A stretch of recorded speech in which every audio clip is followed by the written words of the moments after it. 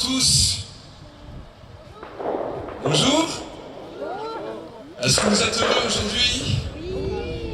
Est-ce que c'est un jour de joie pour vous aujourd'hui? Alors j'aimerais vous demander un tonnerre d'applaudissements, messieurs et mesdames, pour Esteban et pour Laurie.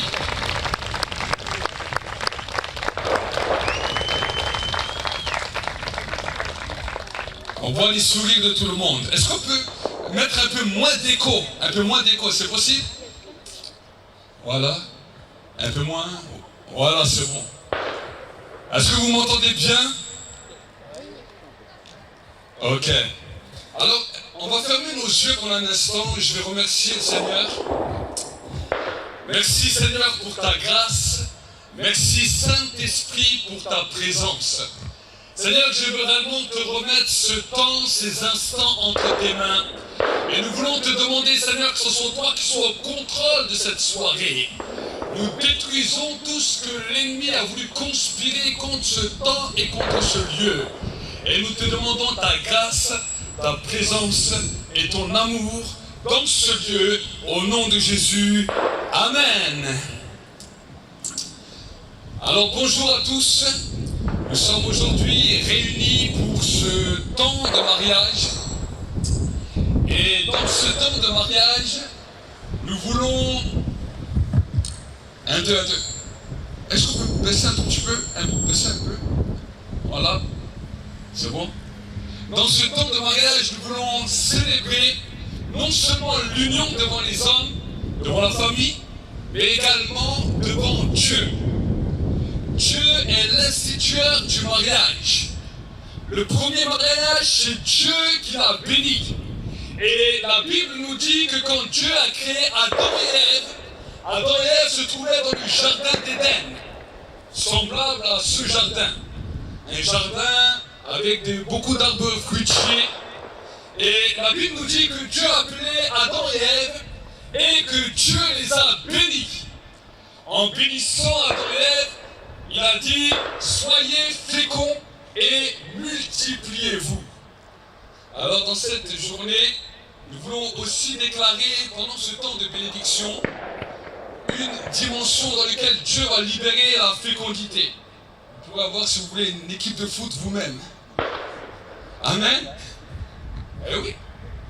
Les enfants sont une bénédiction dans le mariage. Aujourd'hui, des fois, on est dans une société où on veut enlever les enfants, éradiquer les enfants. Mais j'aimerais vous dire que les enfants sont une bénédiction. Alors, avant de pouvoir aller plus loin, peut-être que ça va me dire, mais qu'est-ce qu'il nous raconte aujourd'hui? Mais j'aimerais vous dire que les enfants sont une bénédiction. Et si vous êtes parents, si vous avez des enfants, sachez que la Bible nous dit que les enfants sont une bénédiction dans votre maison. Amen. Alors je vais vous donner un petit peu mon témoignage. Je m'appelle Walid Zouache, j'habite à Toulon.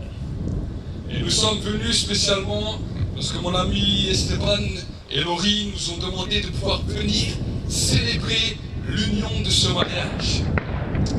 Moi-même, je me suis converti en 2004. Alors avant que je me convertisse, j'étais un jeune des cités. Je pensais connaître Dieu, je connaissais une religion, mais je ne connaissais pas réellement Dieu. Et en 2004, alors que j'étais là, un jour on m'a invité à participer à une réunion où j'ai entendu le message de l'évangile. Et en entendant le message de l'évangile, la personne qui est venue, qui m'a amené, m'a dit, est-ce que ça t'a plu? Je dis, écoute, voilà, c'est un sermon. Et la personne qui m'a amené m'a donné une Bible. Je suis rentré chez moi, j'ai posé cette Bible à côté de mon lit. Et pendant quelques jours, j'ai regardé, j'ai rigolé en regardant cette Bible. Et je dis, moi, j'aime pas lire. Et ces chrétiens, ils sont fous, ils s'amusent à lire ce gros livre. Ils doivent mettre au moins 10 ans pour le lire. Et un jour, alors que je m'ennuyais, j'ai dit, je vais lire le résumé de la Bible. Comme ça, si un chrétien vient encore me parler, je vais lui raconter quelques histoires et il va me laisser tranquille. Et vous savez, dans la Bible, il n'y a pas de résumé. J'ai ouvert la première page, il y a déjà le feu d'artifice. J'ai ouvert la première page. Et la première page, j'avais écrit la Sainte Bible. Quand j'ai ouvert la deuxième page, aujourd'hui, cette page, elle est blanche. Mais le jour où je l'avais ouvert, il y avait quelque chose d'écrit dessus. Il y avait écrit: la Bible peut être lue en 72 heures, en la lisant continue, à haute voix, sans manger et sans dormir. Alors quand j'ai lu ça, je me suis lancé un défi. Et j'ai dit: je vais lire cette Bible plus rapide qu'aucun chrétien n'a jamais lu. Et je vais retourner chez la personne qui m'a donné, je vais lui jeter dessus, et je vais lui dire que j'ai écouté le message de l'évangile, j'ai lu la Bible, ne me parle plus jamais de Jésus. Et la personne qui m'a dit la Bible, qui m'a donné la Bible, m'a dit: le jour où tu commences à lire, commence par les évangiles. Alors c'est ce que j'ai fait, j'ai lu tout l'évangile de Matthieu d'un trait, 28 chapitres, ça m'a mis 4 heures. Après j'étais fatigué, j'ai mis un marque-page, j'ai dit: demain je continue. Le lendemain, je me suis levé et j'ai lu l'évangile de Marc et de Luc d'un trait. Et quand je suis arrivé à la fin de Luc, j'ai dit: purée, j'espère que toute la Bible ne soit pas comme ça. Ils auraient pu faire un livre, ça aurait fallu boire. Mais toujours, je n'étais pas converti. Et le 3e jour, je lis Jean et Actes des Apôtres. Et dans la Bible, dans le livre des Actes des Apôtres, la Bible nous raconte l'histoire des compagnons de Jésus, qui sont montés dans la chambre haute le jour de la Pentecôte. Ils étaient là pour prier ensemble, et au moment où ils prient, le feu descend sur eux, et ils se mettent à parler dans une langue qu'ils ne comprenaient pas. Tout d'un coup, je suis en train de lire la Bible, au même moment, dans mon appartement à Mulhouse. Le feu tombe sur moi, et je parle une langue que je ne comprenais pas. J'ai bougé ma Bible, j'ai dit: qu'est-ce que c'est que ça? J'ai parlé à Dieu. J'ai dit: je parle à toi, le Dieu qui a fait le ciel et la terre. J'ai dit: moi, je ne te connais pas. Dans l'islam, il est dit: tu égares qui tu veux, tu amènes à toi qui tu veux. Je dis: moi, je n'ai pas envie d'être un égaré. Aujourd'hui, je viens de lire la Bible des chrétiens. L'expérience que les disciples que Jésus a vécu, j'ai vécu la même. Je dis: peut-être demain, je vais lire le livre de Bouddha, Krishna, je ne sais pas qui. Je vais peut-être vivre la même expérience. Alors j'ai dit: je parle à toi, le Dieu qui a fait le ciel et la terre. Que tu sois le Dieu de Mohammed, le Dieu de Bouddha, le Dieu de Jésus, le Dieu de Marie, le Dieu de je sais pas qui, je veux que c'est toi qui me le révèles. Et pour que je suis sûr que c'est toi qui me le révèles, je veux que ça se passe puissance 1000, comme jamais t'as fait un homme et que je décolle pas de mon lit. Je dis: mais sache une chose, si pendant toute cette vie que je suis sur cette terre, tu m'as jamais dit quelle est la vraie vérité, tu ne pourras jamais me dire que je t'ai jamais cherché le jour où j'arrive au paradis devant toi. Je vais fermer ma Bible. J'étais convaincu que Dieu allait me répondre par l'islam parce que j'étais musulman. Mais je suis allé dormir, rien ne s'est passé. Le lendemain, j'ai oublié mes histoires de Bible et je suis sorti dehors, je suis rentré chez moi. J'ai regardé un petit peu la télé, il n'y avait rien d'intéressant, j'ai coupé la télé et je me suis endormi. Au moment où je me réveille, je me suis retrouvé totalement paralysé. Impossible pour moi de me lever. Et là j'ai dit: ça y est, j'ai fait tellement de bêtises, Dieu m'a puni, c'est terminé. Alors que je parle de cette manière, tout d'un coup, je reçois une vision ouverte. La vision, c'est extraordinaire quand Dieu me la donne, c'est comme la télévision. Seulement, il n'y a pas d'écran. Et la vision, elle fait 360 degrés. Tu fermes tes yeux, tu la vois. Tu ouvres tes yeux, tu la vois. Tu tournes ta tête à droite ou à gauche, tu la vois. Et là, je me vois dans cette vision, en train de prêcher l'évangile à mon meilleur ami. Et moi, je vois cette vision, je refuse ça. Je dis: ça, c'est pas moi. Je dis: premièrement, je ne suis pas un prêcheur. Je suis un jeune de cité. Je suis un gars de quartier. Et deuxièmement, je ne suis pas un chrétien, je suis un musulman. J'ai combattu contre cela. Jusqu'au moment où j'ai entendu la voix de Dieu audible qui m'a parlé, comme un homme. Et cette voix m'a dit: sans Jésus, tu ne peux pas être sauvé. Tu ne peux pas accéder au paradis sans Jésus. Quand la voix a fini de me parler, la vision a disparu. Je me suis levé. Et tout d'un coup, j'ai une paix et d'esprit sur moi. Moi, je croyais que la vision, elle a duré 10 minutes. J'ai regardé sur ma montre, 4 heures se sont passées. J'ai posé ma main sur ma tête, je me dis: waouh, tu lis la Bible, il se passe des choses de fou.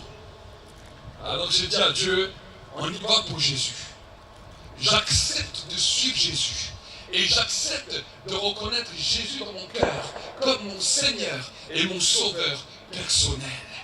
J'accepte de reconnaître ce qu'il a fait à la croix de Golgotha il y a 2000 ans. Et je vais vous dire que ça fait maintenant plus de 18 ans. À l'époque, j'avais 21 ans. Maintenant, j'en ai 41, même plus de 18 ans, bientôt 20 ans. Et je vais vous dire qu'une fois que le jour où j'ai saisi sa main, il ne m'a jamais lâché. Et je vais peut-être vous parler à vous, peut-être certains d'entre vous, vous ne connaissez pas ce Dieu. Vous ne connaissez pas ce qu'il a fait pour vous. Mais j'aimerais vous dire qu'il y a plus de 2000 ans, il a envoyé Jésus, Jésus qui est la parole de Dieu, incarné dans un homme, mourir pour toi et pour moi, afin que tu puisses accéder au paradis et que tu puisses recevoir l'héritage du ciel. On n'a pas besoin de faire quelque chose de spécial. On n'a pas besoin de faire des œuvres extraordinaires pour aller au ciel. Simplement accepter son sacrifice. Pourquoi son sacrifice? Peut-être certains d'entre vous, vous allez dire, mais pourquoi je dois accepter le sacrifice de Jésus pour aller au ciel? Vous savez, il y a une parole qui condamnait l'homme. Quand Dieu, dans le jardin d'Éden, a béni Adam et Ève, le jour de la première union, du premier mariage, il leur avait donné une recommandation. Il a dit, vous pouvez manger de tous les fruits qui sont dans ce jardin. Mais il y a un fruit que vous ne devez jamais manger. Ce fruit s'appelle la connaissance du bien et du mal. Il a dit, le jour où tu goûteras de ce fruit, tu mourras. Et l'histoire, quand vous lisez la Bible, vous allez découvrir que Adam et Ève ont désobéi à ce commandement. Ils ont goûté ce fruit de la connaissance.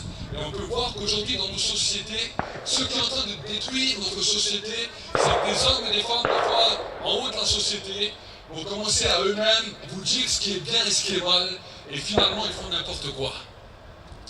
Mais quand l'homme a goûté ce fruit, voici que l'homme a été déconnecté de la présence de Dieu. Parce que Dieu avait dit une parole, il a dit, le jour où tu en mangeras, tu mourras. C'est à partir de ce moment-là que l'homme a connu la mort, a connu les problèmes, a connu la maladie, a connu les situations que nous connaissons aujourd'hui en tant qu'être humain sur terre. Mais au début de la création, il n'en était pas ainsi. Et quand Dieu a vu ça, il a dit, mais l'homme m'a désobéi. Comment est-ce que je pourrais faire pour revenir sur ma parole? Parce que je ne peux pas revenir sur ma parole. Alors, dans sa sagesse, dans sa connaissance, il a décidé d'incarner dans sa parole tout entière dans un homme pour que cette parole puisse mourir et pour qu'il puisse déclarer une parole nouvelle sur ta vie. C'est ça qu'on appelle l'évangile. L'évangile, c'est une bonne nouvelle. Dieu qui veut bénir l'homme, Dieu qui veut toucher l'homme, Dieu qui veut sauver l'homme, Dieu qui veut libérer l'homme, Dieu qui veut guérir l'homme. Et dans ce chemin de bénédiction, Dieu veut changer et bouleverser toute ta vie, peu importe ton origine, peu importe là où tu viens, peu importe ton arrière-plan. Vous savez, la religion, ce n'est pas la religion qui nous sauve. Peu importe quelle religion nous pouvons avoir, celui qui nous sauve et qui vient nous changer, qui vient nous transformer, c'est Jésus-Christ. C'est le seul sur toute la surface de l'humanité qui a la capacité de changer nos cœurs et de nous réformer. Amen. Et dans ces temps de mariage, j'aimerais vous dire que Esteban et Nouri ont décidé de pouvoir se mettre sous la bénédiction de Dieu. Ils ne voulaient pas faire ça en dehors de la bénédiction de Dieu. Ils ne voulaient pas faire ça loin de la bénédiction de Dieu. Mais ils ont décidé de mettre leur union devant Dieu. Pourquoi? Parce que si vous avez... Combien vous avez des lacets aujourd'hui? Bon, aujourd'hui, il n'y a pas tout le monde qui a des lacets. Mais quand vous avez des lacets, quand vous fermez vos lacets, vous avez souvent vu que souvent on ferme le lacet et le lacet il fait quoi? Il s'ouvre. Pourquoi? Parce que le lacet n'a que 2 cordes. Et bien souvent aujourd'hui dans nos sociétés, dans la vie de tous les jours, vous pouvez voir des couples qui se divorcent. Des couples dans lesquels des fois c'est catastrophique. Pourquoi? Parce qu'il manque un 3e fil. La Bible nous dit que la corde à 3 brins ne rompt pas facilement. Et quand on se marie, et quand on se place sous la bénédiction de Dieu, celui qui va bénir et conduire ce mariage, c'est Dieu. Et quand nous commençons à comprendre cela, peut-être vous allez des fois arriver devant des moments où vous n'allez pas vous entendre. Peut-être vous allez arriver des fois dans les moments où toi tu seras d'accord pour quelque chose et elle non, surtout quand vous aurez des enfants. Mais si vous laissez juste vos caractères de cette manière, au bout d'un moment, vous allez avoir des sources de conflit, même si vous aimez comme vous aimez aujourd'hui. Même si vous êtes tout beau comme vous êtes beau aujourd'hui. Je pense que les couples qui sont là connaissent ces querelles du ménage. Je n'ai jamais vu un ménage qui se passe sans querelle. Ça fait bientôt 18 ans que je suis marié, on est rentré dans la majorité du mariage. Maintenant, moi et mon épouse, on est majeurs. Parce que ça fait 18 ans qu'on est mariés. Elle est là-bas derrière, avec ses lunettes. Mais au début, quand nous nous sommes mariés, on croyait qu'on n'aurait jamais de querelle. Mais j'aimerais vous dire que tout de suite après le mariage, on a pu voir que les caractères ont commencé à s'entrechoquer. Être dans la même maison, tout partager. Voici que maintenant les moments de choc arrivent. Et vous savez que bien souvent, des fois ça s'entrechoquait, des fois je rentrais dans ma voiture et je disais, c'est moi qui ai raison. Ce qui était merveilleux, c'est que des fois Dieu me reprenait. Et me dit, tu n'as pas été correct avec ton épouse. Va, retourne chez ton épouse et va lui demander pardon. Moi j'ai dit, moi, demander pardon? Moi? Et là je vous garantis, alors des fois j'attendais que la lumière s'apaisait, qu'il n'y avait plus de lumière dans la chambre. Et je lui dis, tu dors? Elle me dit, non. Je dis, bon, je viens te demander pardon. Et je vous garantis que quelque part ça a commencé à changer les choses de nos cœurs. Parce que des fois nous sommes tellement durs. L'homme est dur. L'être humain est dur. Et pour demander simplement pardon quand tu fais quelque chose de mal, j'aimerais vous dire que c'est difficile. Alors pour se pardonner soi-même des erreurs qu'on a pu faire et des péchés qu'on a commis, c'est encore plus dur. Aucune bonne action ne peut racheter tes péchés. C'est pour cela que Jésus est mort à la croix, pour que son sang coule et pour qu'il rachète nos péchés, nos erreurs et qu'il nous fasse entrer dans un nouveau temps. Et dans ce nouveau temps, il vient changer nos cœurs. Et dans ce changement de cœur, il nous apprend à pardonner ceux qui nous ont offensés, à demander pardon aussi quand on fait des erreurs. Et j'aimerais vous dire que quand tu commences à vivre dans cette liberté, ça change toute ta vie. Et j'aimerais vous encourager, Stéphane et Laurie, pendant ce temps de mariage, de poser votre mariage sur la capacité de pouvoir vous pardonner mutuellement. Il y a des moments où tu vas l'offenser, et des fois, vous savez, les femmes, elles disent rien. Mais les femmes, elles retiennent bien dans leur cœur et dans leur pensée. Elles te disent, attends, la prochaine fois, dès que tu fais quelque chose de mal, je vais te retenir et je vais bien te faire voir ce que je vais te faire voir. C'est pas vrai, mesdames? Non? Bon. Messieurs, qu'est-ce que vous en dites? C'est vrai ou c'est pas vrai?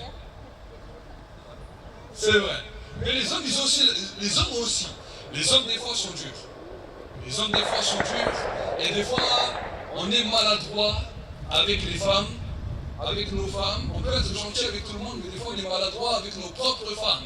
On a des fois des paroles dures et les femmes cherchent plutôt l'attention et les hommes sont toujours un peu plus durs. Mais j'aimerais vous dire que Dieu veut amener une transformation. C'est pour cela que la Bible nous dit quelque chose de particulier. Femmes, écoutez bien ce que la Bible nous dit. Soyez soumises à vos maris. Alors ce mot soumise, ça peut nous choquer, ça peut nous étonner. Mais quand on prend le mot soumise, qu'est-ce que ça veut dire? Ça veut dire que la femme est sous une mission. Mais la mission de quoi? La mission que Dieu a affectée au mari. Qu'est-ce que Dieu a dit? Qu'est-ce que la Bible nous dit au mari? Marie, aimez vos femmes comme Christ a aimé l'Église. L'homme doit aimer sa femme, mais vu que l'homme a des fois des difficultés d'aimer bien sa femme et que la femme soit contente comme qu'il l'a aimé, il a demandé aux femmes qu'elles soient sous cette mission et qu'elles l'aident à bien l'aimer. C'est un rôle que l'homme et la femme ont afin de pouvoir vivre heureux ensemble. Est-ce que ça vous plaît cette mission? Est-ce que ça vous plaît cette mission? Difficile de l'appliquer. Voilà, c'est pas facile. Mais c'est une des missions que Dieu nous a demandé. C'est une des missions que Dieu a demandé, que Dieu te demande en tant que mari, de pouvoir aimer ta femme. Et toi, Laurie, c'est une mission que Dieu te demande par rapport à ton mari, d'être sous cette mission et de l'aider à t'aimer. Eh oui, ça c'est le mariage. Et dans cette dimension, vous allez apprendre à vivre ensemble, vous allez apprendre à être un ensemble, afin que plus que vous vieillissez, plus que vous marchez ensemble, au bout d'un moment, vous vous ressemblez. Amen. Ça, c'est quelque chose que Dieu vous demande. Et dans ces temps où nous allons vous bénir, je voulais vraiment vous apporter cette pensée de la part du Seigneur, afin que, quand des fois des moments sont là, des moments difficiles, des moments des fois de conflit, vous vous souvenez que non, un jour, j'ai dit devant Dieu, devant la famille, devant mes frères, mes sœurs, que je veux rentrer dans cette dimension et je veux apprendre à aimer ma femme. Et toi, je vais apprendre mon mari à m'aimer et je vais me mettre sur cette mission afin que jour après jour, on puisse vivre heureux ensemble. Donc voilà. Je ne sais pas si tu voulais dire encore quelque chose après. Est-ce que cette conception du mariage vous plaît? Messieurs, mesdames, vous avez le droit de parler. C'est la conception du mariage que Dieu a donnée dans la Bible. Pourquoi? Parce que nous sommes dans un temps où nous avons besoin de comprendre le respect de l'autre. Vous savez, nous avons besoin de comprendre c'est quoi la dimension de l'amour. L'amour aujourd'hui est des fois mal montré. Quand on regarde à la télé, on nous montre que de la sexualité dépravée et on a l'impression des fois que les jeunes hommes, les jeunes filles croient que c'est ça l'amour.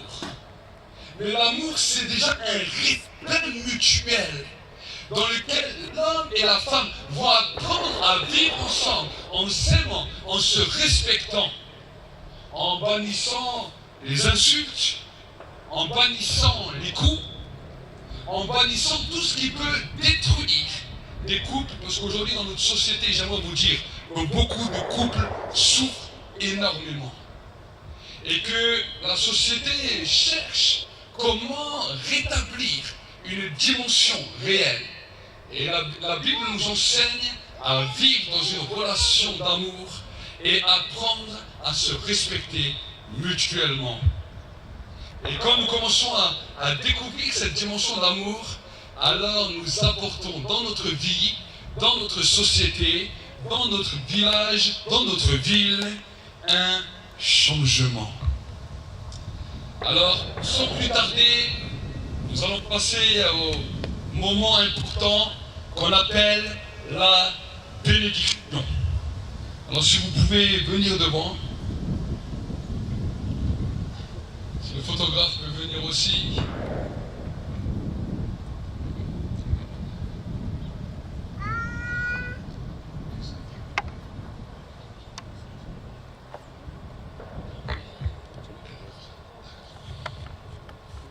Je ne sais pas le petit où il était avec les bagues. Ah. Ok. Ok. Alors, on va prier pour vous. Taïla. Tu me tiens pour être à côté. On va mettre les bagues. Si quelqu'un peut tenir le micro, là c'est bien. Tu me tiens le micro. Ça va être difficile. Je veux juste. Tu me tiens le micro. Voilà. Tu me tiens juste le micro. Alors. Je veux juste prendre ça. Tu peux juste faire. Ok. Voilà. Vous allez vous mettre comme ça. Voilà. Tu mets comme ça. Voilà, comme ça. Alors aujourd'hui, devant Dieu, devant les hommes, devant la famille. J'aimerais vous poser une question. Je sais que le maire vous l'a déjà posée, mais aujourd'hui je vous la repose encore. Est-ce que devant Dieu, tu acceptes de chérir Laurie dans les moments difficiles? Laurie, dans les moments difficiles, dans les moments où tout va bien, dans les moments de santé, dans les moments des fois de maladie, dans les moments des fois de problèmes, dans les moments des fois de difficultés de la vie, et dans les moments aussi de bonheur, pour le meilleur et pour le pire, jusqu'à ce que la mort vous sépare. Je l'accepte. Est-ce que vous pouvez applaudir?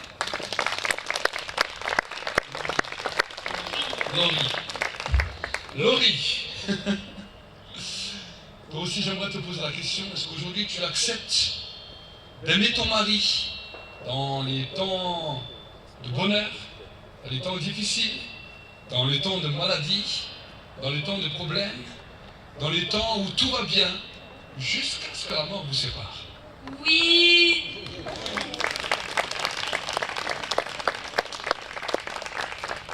Seigneur mon Dieu, mon roi, conformément à ta parole et selon les saintes écritures, selon l'autorité que tu m'as conférée en tant que serviteur de Dieu, je viens déclarer, Seigneur mon Dieu, mon roi, l'union officielle dans le monde visible et invisible, devant les familles, devant les anges, devant le monde visible et le monde spirituel.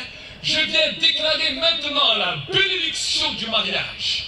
Je viens déclarer que sur leur vie, toutes les portes de bénédiction et de grâce qui étaient fermées jusqu'à aujourd'hui soient ouvertes maintenant à partir de maintenant. Que Seigneur mon Dieu, mon roi, il ne leur manque de rien.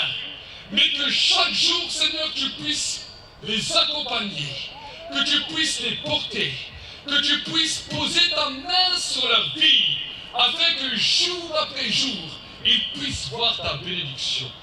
Seigneur, je déclare que maintenant, dans le monde visible et invisible, ils deviennent un, semblable à cette unité de main qui est là, qu'ils deviennent un, que cet anneau qui est le symbole de leur mariage soit maintenant béni maintenant, et que la bénédiction du ciel les accompagne en toutes choses. Que là où l'ennemi, Seigneur, voulait les accuser, que cela soit détruit et que ta grâce maintenant soit manifestée chaque jour dans leur vie, dans leur mariage. Seigneur, nous voulons les bénir maintenant et nous voulons proclamer ta grâce et ta bénédiction sur leur vie. Rends-les féconds. Que Seigneur, ils puissent avoir des enfants comme toi tu as choisi, comme eux ils le souhaitent dans leur cœur. Et que Seigneur, leur vie soit comblée. Que leur vie, Seigneur, soit comblée de toutes sortes de bonheur. Et je les remets dans tes mains. Au nom de Jésus.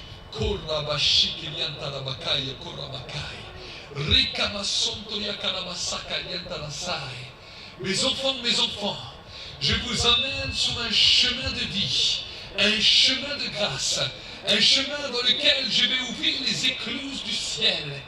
Tout au long de votre vie, chaque fois que vous m'invoquerez, chaque fois que vous me demanderez conseil, je viendrai et je répondrai. Je serai chaque jour de vos vies à côté de vous et je vous accompagnerai. Vous verrez que dès que les chemins se referment, chaque fois que vous m'invoquerez, vous verrez ma main sur votre vie parce que je vous aime et que je vous ai choisi, vous dit votre Seigneur et votre Dieu qui vous aime. Repartez de ce lieu avec une bénédiction puissante et que votre vie soit bouleversée à tout jamais. Nous vous bénissons au nom de Jésus. Amen.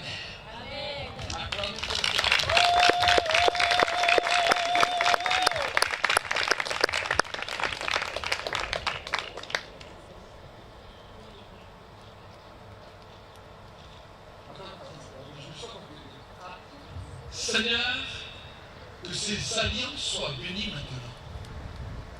Et que maintenant, tout au long de leur vie, chaque fois qu'ils verront le souvenir de cette alliance, chaque fois qu'ils verront ces anneaux, ils se souviendront de l'alliance qu'ils ont fait l'un envers l'autre devant toi. Et Seigneur, nous voulons proclamer la bénédiction dans le nom de Jésus-Christ. Amen. Vous pouvez voir les alliances? C'est déjà fait.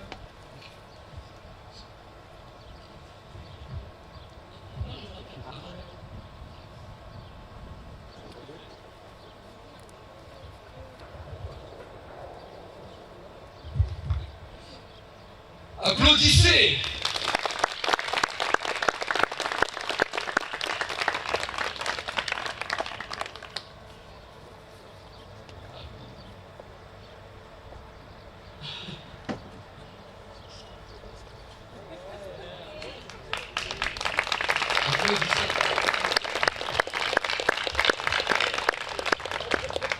Devant Dieu et devant les hommes, devant les familles, aujourd'hui, vous êtes déclarés mari et femme. Vous pouvez embrasser la mariée.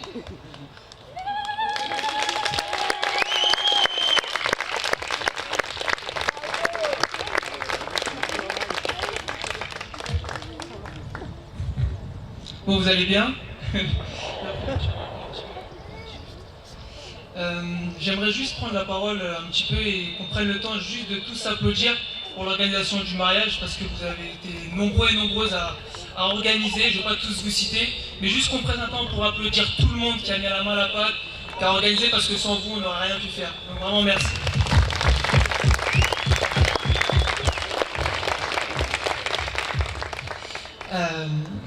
Que dire?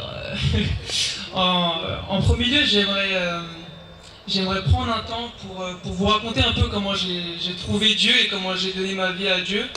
Parce qu'aujourd'hui, voilà, on célèbre notre union avec Laurie, mais il faut savoir qu'il y a quelques mois de ça, le mariage pour moi c'était impossible. Pour moi, je lui avais dit qu'on se mariera à 30 ans et c'était impossible qu'on se marie.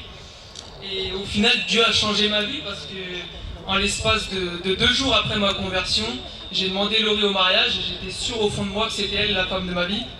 Donc voilà. Donc cette année on était sur Dole pour le foot et on a eu un début pas facile parce que quand je suis arrivé dans le club, je me suis blessé au genou. Ça a duré 6 mois. Quand on est arrivé, on n'avait pas d'appartement. Laurie elle avait du mal à trouver du travail, donc ça a forcément joué sur nos relations de couple et ça a vraiment pas été facile. Donc moi je suis tombé un petit peu dans un état de dépression. Je ne sais pas si c'était les détails, mais ça n'a pas été une année facile au début. Et ma blessure elle a duré 6 mois, donc forcément j'arrive dans un club où je connais personne.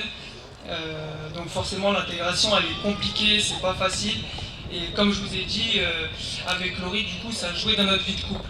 Sauf qu'au final, voilà, on a été mis au courant d'un séminaire sur la Bible, où la Bible avait prêché et où l'évangile avait prêché. On est parti avec Laurie et on a donné tous les deux notre vie au Seigneur, notre vie à Jésus. On l'a reconnu comme Seigneur et Sauveur et ça m'a totalement libéré de la dépression, du côté un peu où j'étais malheureux à cause de ma blessure, à cause de mon genou.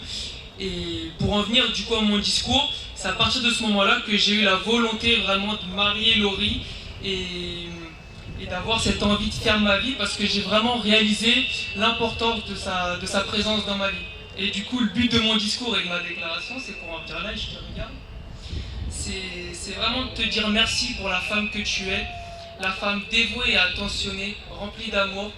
Et j'aimerais vraiment te remercier pour cela. Parce qu'aujourd'hui, indépendamment du statut de femme que tu prends, je suis fier de la femme que tu es devenue. Et j'aimerais vraiment te dire merci. Merci, donne-moi ta main. J'aimerais aussi te dire merci parce que tu es la première à avoir cru en nous. Ça fait 3 ans maintenant qu'on est ensemble bientôt. Et c'est vrai qu'au début, ça n'a pas été facile. J'ai souvent été pris psychologiquement par le foot et en mettant peut-être parfois le couple au premier plan. Et depuis que j'ai donné ma vie à Dieu, et ça a renforcé notre union. Et toi, tu as toujours cru en nous, c'est là que je veux en venir. Tu as toujours cru en nous et tu as toujours fait de ton couple une priorité. Et vraiment pour ça, merci. Merci beaucoup. J'aimerais te dire merci aussi parce que tu as toujours cru en moi. Et tu as toujours su vraiment, je sais pas si vous, messieurs, votre femme elle a ce pouvoir aussi, mais de vous faire devenir un homme meilleur vraiment, que ce soit dans la vie de couple, dans la vie professionnelle. Et pour ça encore, je te remercie. Donc voilà, aujourd'hui c'est un peu le foot qui dirige notre vie, qui dirige notre vie de couple. Mais je veux que tu saches que je veux rien vivre de tout ça si t'es pas là. Donc vraiment merci.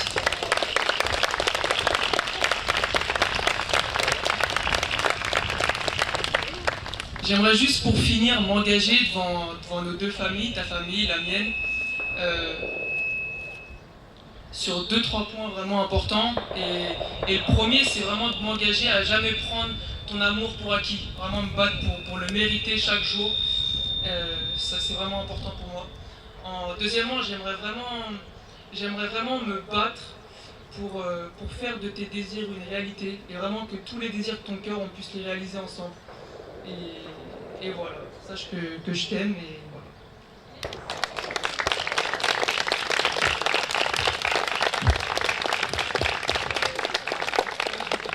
Oh, mon discours, c'est après, hein. Tout à l'heure. Allez, bisous. Je pense qu'on peut tous se lever et puis faire un petit peu connaissance et se diriger du coup vers le bras d'honneur. Merci à tous.